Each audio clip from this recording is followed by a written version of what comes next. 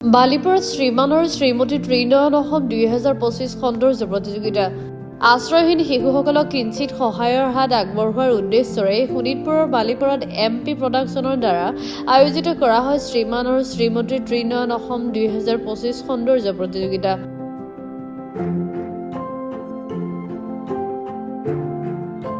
তিনিদিনীয়া কাৰ্যসূচীৰে অনুষ্ঠিত কৰা এই প্ৰতিযোগিতাখনত অসমৰ প্ৰায় শতাধিক প্ৰতিযোগীয়ে অংশগ্ৰহণ কৰে বুলি আয়োজকে জানিব দিছে।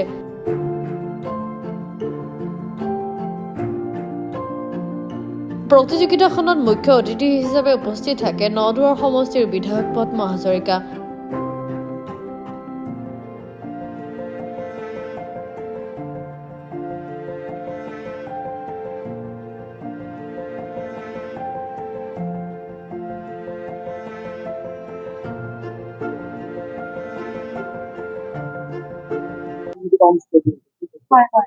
নমস্কাৰ, মোৰ নাম মিতালী শইকীয়া। আমি 4 দিনীয়া কাৰ্যসূচী হাতত লৈছিলোঁ।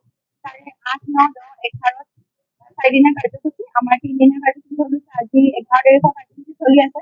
আজি কাৰ্যসূচীত আছে পৰম্পৰাগত সাজপাৰ প্ৰতিযোগিতা। আমি এই সাজপাৰ প্ৰতিযোগিতাৰ পৰা যিখিনি আমাৰ মূলধন পাওঁ তাৰে আমি অনাথ শিশুসকলক দান কৰিম আৰু লগতে আমাৰ আজি সাজপাৰ প্ৰতিযোগিতাত মাঘৰ বিহু উপলক্ষে যিহে আমাৰ সকলোৱে পৰম্পৰাগত সাজপাৰ পৰিধান কৰিছে আপোনালোকে জনাব কেনেকুৱা লাগিছে আৰু আশা কৰোঁ এনেকে সকলোৱে আমাক আশীৰ্বাদ কৰিব।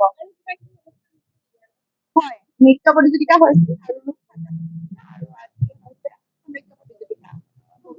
হয়, আমাৰ আপোনাৰ 80জনমান প্ৰতিযোগীয়ে অংশগ্ৰহণ কৰিছিল। 20জনমান অংশগ্ৰহণ কৰিছিল। আজি অংশগ্ৰহণ কৰিছে 80জনমান প্ৰতিযোগীয়ে।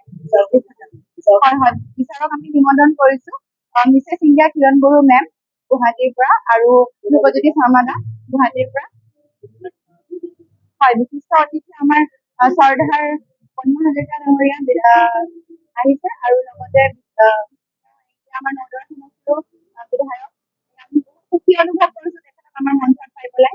বালিপাৰাৰ পৰা দিলীপ চৰকাৰৰ ৰিপৰ্ট, গ্ল'বেল NE 24/7।